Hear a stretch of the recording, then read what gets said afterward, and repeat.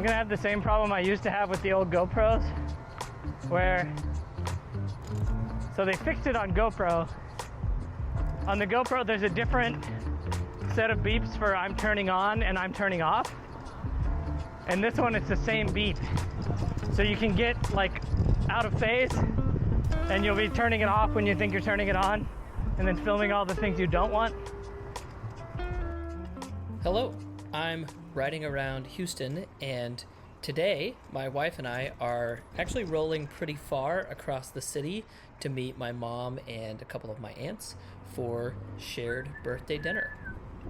This is one of the first videos I've made like this while I'm riding with someone else, and watching it back makes me realize that I really am a yapper. But I think it's because I'm happy when I get around by bike in a way that I'm not when I get around by car, and I talk when I'm happy. So I'll talk about some of the things that we mentioned in our conversation, but this route and this ride is really a good example of kind of maybe the long end or the high end of something that we would do, that where I would ride my slow basket bike, and the amount of time that we would take for kind of a utilitarian going out to dinner or doing something other than just going for a ride reason.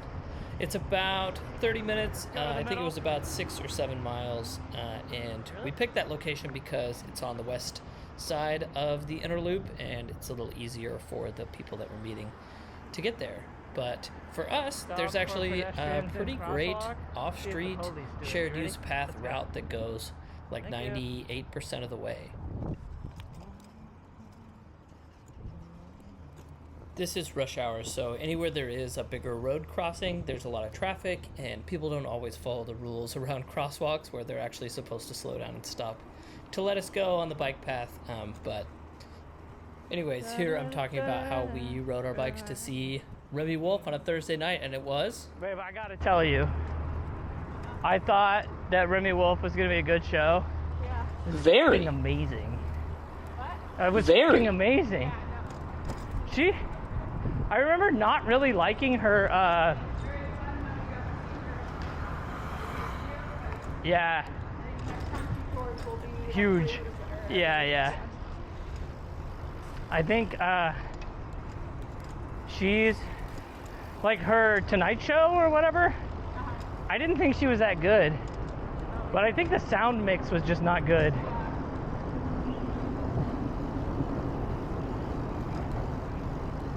And also, you can't just do all the like crazy rock stuff. She had 2 drummers. Like, what the heck? This route is a great example of what this channel is all about. Biking in Houston can be really nice and pretty and fun, and doable even when it's warmer outside. It's just now starting to be fall, so it's not 1,000,000 degrees, but we're keeping it chill. I'm under kind of my sweat threshold here, maybe 9 to 11 miles an hour, and Brianna, because she wasn't really looking for a workout and it was a little longer ride, hopped on the e-bike, which just opens up a whole lot more rides that maybe What's up? you wouldn't take because it's too far or too hot. The e-bike is just a tool to kind of create more opportunities for you to ride your bike. Anyways, that was a guy that I recognized from Bike World. I always love how riding around and being inside the loop in the neighborhoods makes the city feel really small, because we're running into people all the time for having opportunities to make new friends. And when I finally do run into that guy, I can say, hey, remember that time that I saw you riding down the White Oak Bayou Trail? Street water. I'm a huge proponent for fenders. I think they have been one of the things that makes me more likely to ride than drive, more than almost anything else, because they kind of take away that potential bad experience where you show up to where you're going wet, which normally isn't that big of a deal, but it is nice to not have to worry about it. Hello. I wonder how that got bent.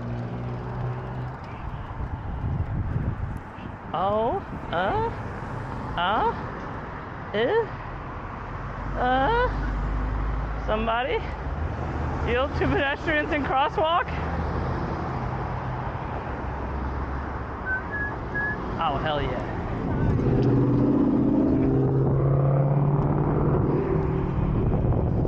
He waved when I blew him a kiss.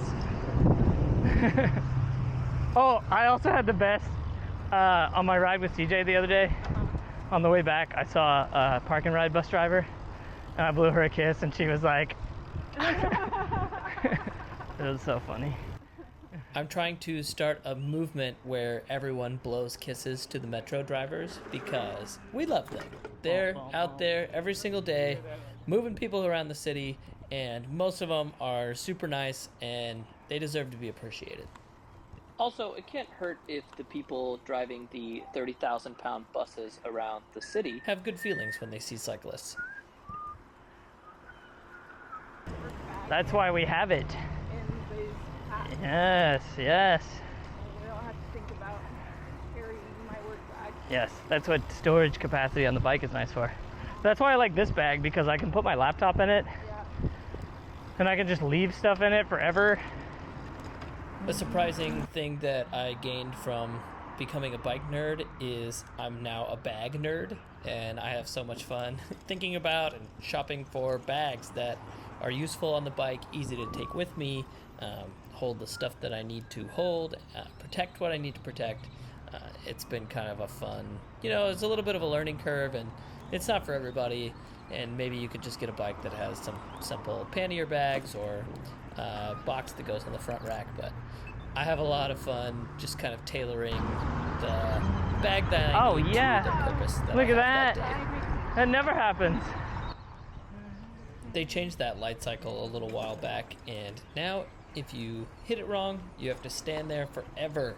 If it's hot outside, you stand there and sweat while a bunch of cars go by. I always think that the people outside the cars, out in the heat, out in the elements, should be prioritized when it comes through passing through an intersection, but that's just me.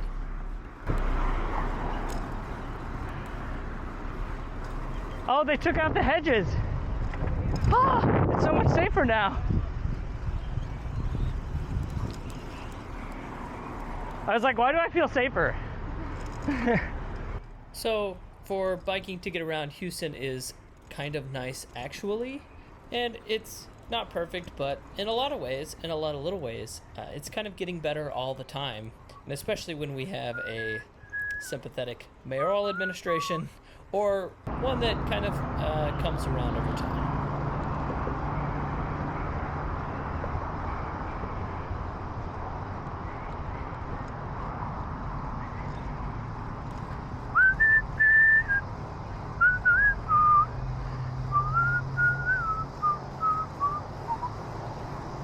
Remy Wolf is obviously stuck in my head. I hope you like my whistling. I actually learned how to whistle later in life when I was an adult, so I have to make up for lost time by always whistling when I ride my bike.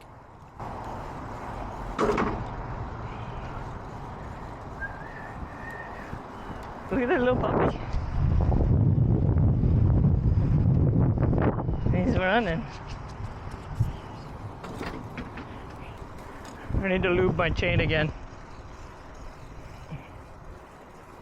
It was quiet for like 2 weeks.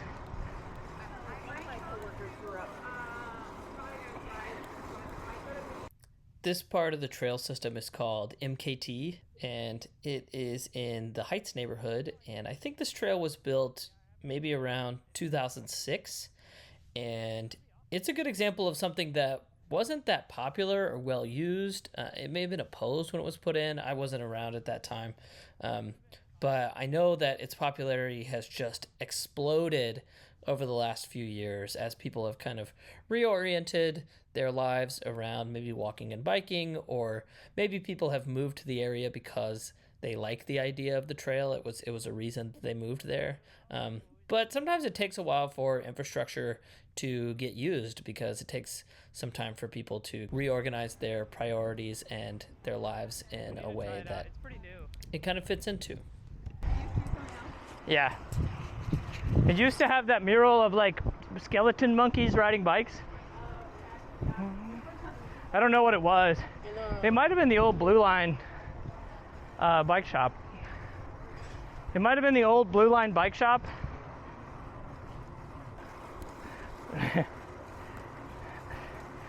Hello, squirrel.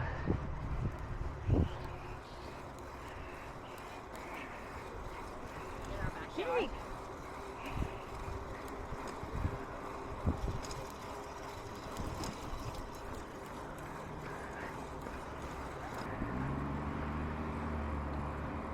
Nice. Nice. What a lovely moment.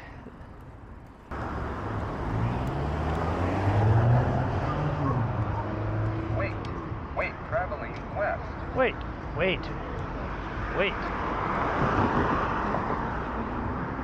So this is a hawk. This is what the mayor wants to put in on Blossom on the way to Memorial Park. Sounds like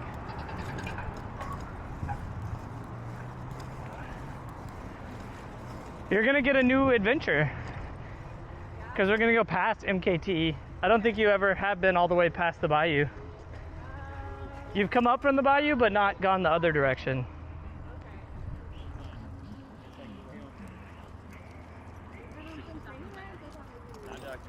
I mean, yeah, we've been up White Oak further.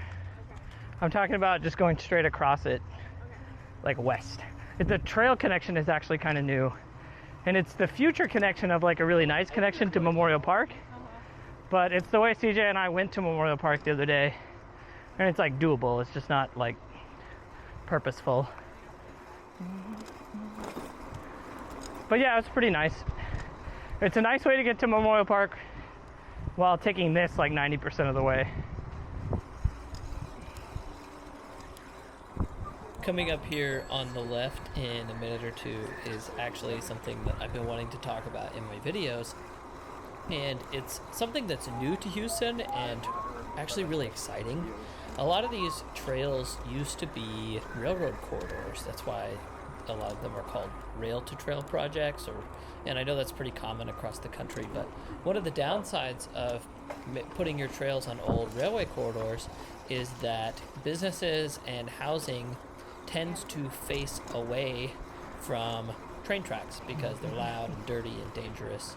And so most of the businesses and housing along the trails face away, and so they kind of create this unfriendly environment where they make it more likely that the trails are just used for kind of exercise or recreation and less for getting around and getting to things that you want to go to. But they also just make them less nice of a place. And so right up here is called the MKT development, and it's probably about a year old, and there's a bunch of restaurants and an ice cream shop and some good places that face the trail. And it's a great trip generator. It makes the trail more busy, makes more people more likely to use it. And it's just great to see. It's a safe, nice, fun, quiet, pleasant space. You don't have to walk through a gigantic parking lot to get to where you want to go. And I hope to see more of it. I think we are seeing more of it in the next couple of years. See, like this used to connect, but it's like twice as wide now. And you go by the train yard, which is cool. Choo-choo. Safety first.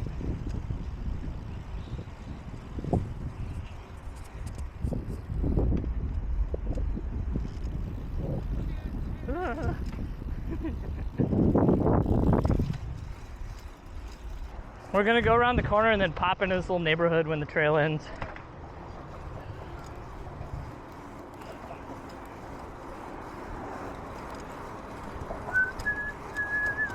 Right turn.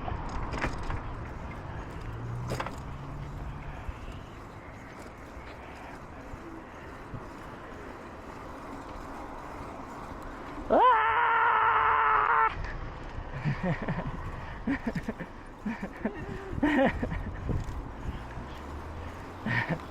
I would have stopped harder if I hadn't made eye contact with her.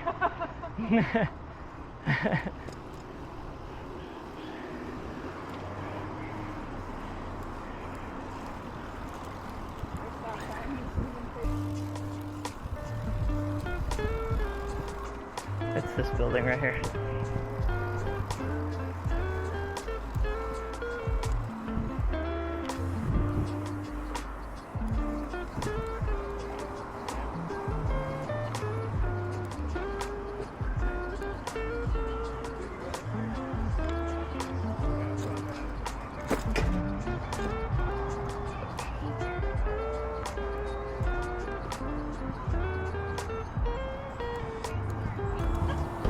Hi. We made it.